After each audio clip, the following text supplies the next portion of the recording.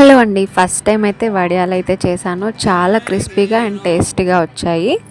మేము ఇక్కడ యూస్ చేసింది వచ్చి ఉప్మా రవ్వ, అదే సూజీ రవ్వ అనమాట. ఒక 2 గ్లాసెస్ అయితే రేషియో తీసుకున్నాము. ఒక గ్లాస్కి 7 గ్లాసుల వాటర్ అయితే తీసుకున్నాము. చెప్పాను కదా, ఒక గ్లాస్కి 7 గ్లాసెస్ వాటరు. సో మొత్తము 14 గ్లాసుల వాటర్ అయితే తీసుకొని దాంట్లో కొంచెం జీలకర్ర అలాగే నువ్వులు వేసి బాగా మరిగించాము.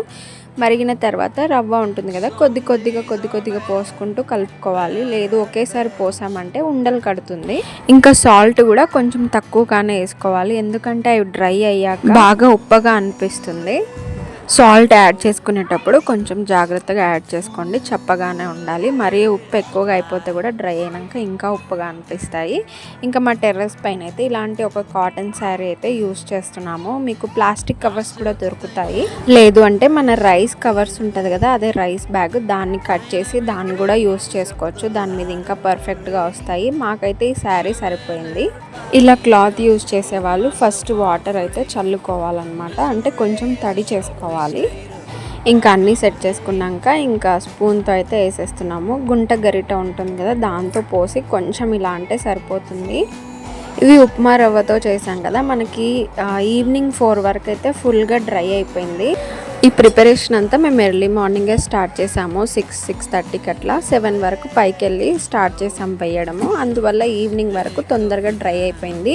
అండ్ మధ్యలో వచ్చి ఒకసారి అవి తిప్పి మళ్ళీ రివర్స్ వేసి ఎండబెట్టాలి. ఇంకా వేసేసి వెళ్ళిపోయాము. మధ్యాహ్నం ఒకసారి వచ్చి మళ్ళీ శారీని రివర్స్ చేసి ఇలా వాటర్తో తడుపుకోవాలి.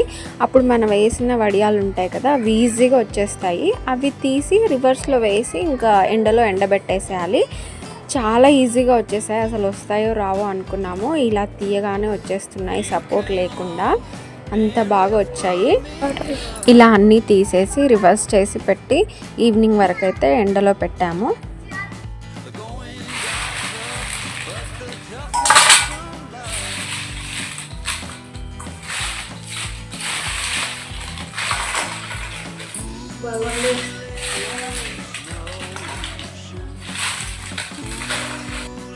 విన్నారు కదా ఎంత బాగా డ్రై అయినాయో.